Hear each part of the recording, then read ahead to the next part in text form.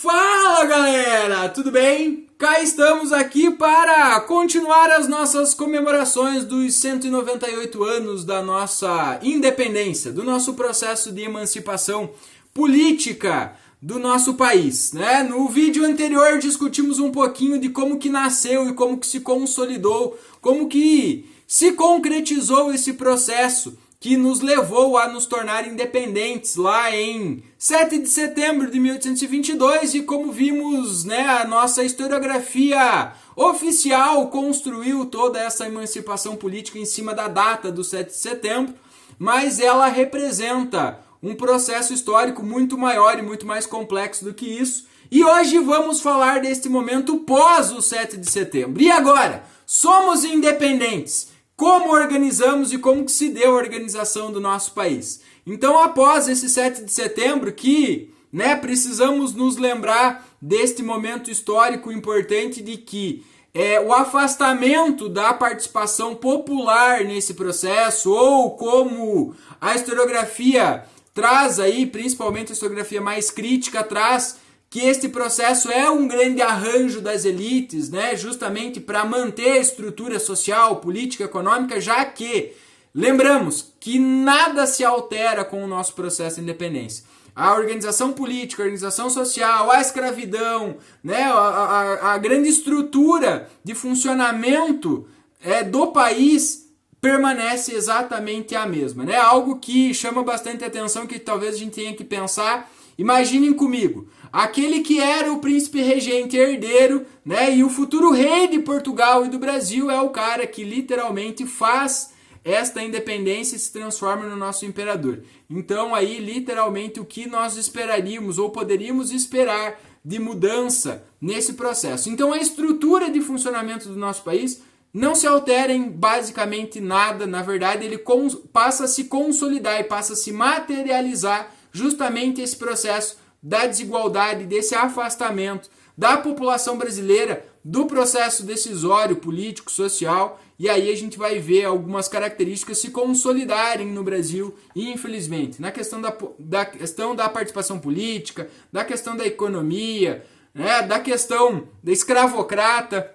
Então tudo aí a gente vai conseguindo entender um pouquinho de que vai ser o Brasil imperial a partir daí. Mas e agora, né? 7 de setembro aconteceu, o rompimento, Dom Pedro é coroado imperador em dezembro de 1822. E agora, somos independentes. Como que se dá esse processo da consolidação e do Brasil independente?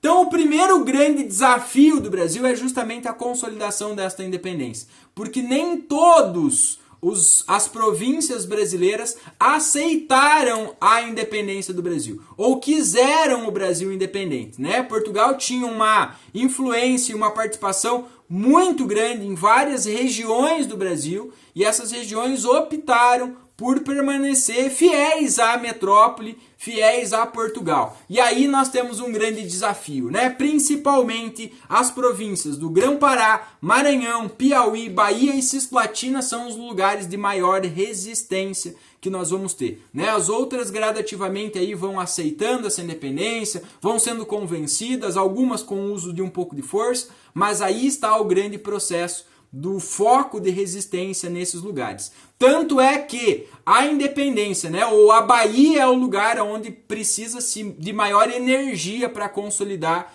e conquistar o espaço aí da independência, né?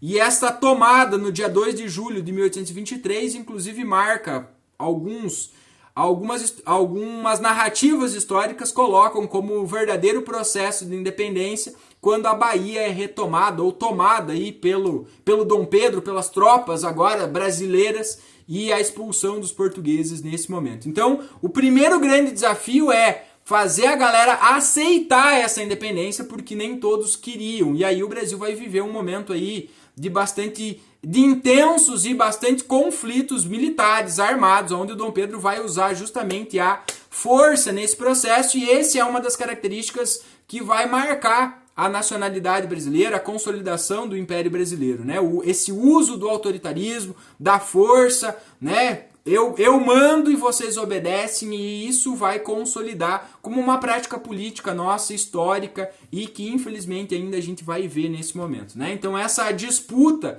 da consolidação também se dá entre aqueles dois grandes grupos. De um lado os brasileiros, de outro lado os portugueses, né? Aqueles que viam vantagens com a independência e aqueles que viam, né, desvantagens com a independência. Então a disputa política se dá aí dentro desse grupo. E é esta mesma disputa que vai se materializar lá na formação da nossa primeira Constituição em 1824, que vai ser uma discussão para um outro momento, mas em 1824, então, nós vamos ter a primeira Constituição do Brasil independente, e este projeto constitucional, a Assembleia Constituinte, as discussões, o fechamento da Assembleia e o processo de outorgação da Constituição se dá justamente, né, dentro dessa disputa da consolidação deste momento, né? Inclusive nós temos um dos momentos bastante marcantes da história do Brasil, que é a Confederação do Equador, em 1824, quando estas províncias do Nordeste então decidem se emancipar e tentam um projeto de criação de uma república lá em Pernambuco, né? E a separação do Brasil, onde mais uma vez vai ser utilizado aí, né, a violência e a força extrema para conter estas revoltas, né? E é deste momento da história do Brasil que surge uma das grandes figuras históricas do Brasil, o Frei Caneca, que acaba sendo executado dentro desse processo, que inclusive esta execução vai ser algo que vai pesar contra a figura do Dom Pedro neste momento da crise do primeiro reinado. Aí a crise política, social que o Dom Pedro vai viver aí, que vai acabar levando ele à abdicação, tá? Então esta consolidação é o primeiro grande desafio, né? Nem todo mundo queria, e aí, em especial, aí caracteriza-se o autoritarismo na história do Brasil, que o Dom Pedro usa a força justamente para obrigar, né, para essa galera a aceitar, entre aspas, aí, esta independência do Brasil nesse momento. Outro grande desafio que nós temos nesse momento do somos independentes é a aceitação e o reconhecimento internacional dessa independência, né? Então, nesse momento, as relações diplomáticas entre os países é algo que também precisamos levar muito em consideração para entender a nossa história, as nossas dinâmicas aí políticas sociais. Então, nesse momento, o primeiro grande desafio era, né, que o não reconhecimento de Portugal implicava o não reconhecimento de outros países, porque o Brasil estava nascendo como país, né? Então não tinha aí o respeito, ou não tinha ainda um histórico de relação com os outros países, e Portugal, um país histórico, um país importante, né? Tinha toda a sua tradição, então os outros países, por respeito a Portugal, né, só reconheceriam, teoricamente, a independência do Brasil após o reconhecimento de Portugal. Então o reconhecimento, principalmente dos países europeus, né, do Brasil enquanto independente, enquanto nação, só veio após o reconhecimento de Portugal. Mas dentro desse reconhecimento nós temos uma disputa política, porque o primeiro país a reconhecer a independência do Brasil é os Estados Unidos, em 1824, né? E aí esse reconhecimento vem todo dentro de uma disputa de interesses políticos e econômicos, né? Os Estados Unidos aí já lançando as bases aí da América para os americanos, da doutrina Monroe, reconhece, né, a independência dos Estados Unidos, reconhece a independência do Brasil, por quê? Porque só um país, né, ao reconhecer a independência de um país, que você pode estabelecer relações comerciais com ele. Então os Estados Unidos vê este momento, esta possibilidade de ampliar o seu mercado consumidor e expandir a sua indústria crescente aí para este mercado potencial que era o Brasil nesse momento. Então aí os Estados Unidos reconhecem de cara justamente para tentar ganhar campo aí, tá? E aí Portugal, óbvio, tenta resistir, não quer aceitar, exige indenizações por essa independência, e entra nessa disputa a Inglaterra, né, que percebe que estava perdendo o mercado consumidor brasileiro,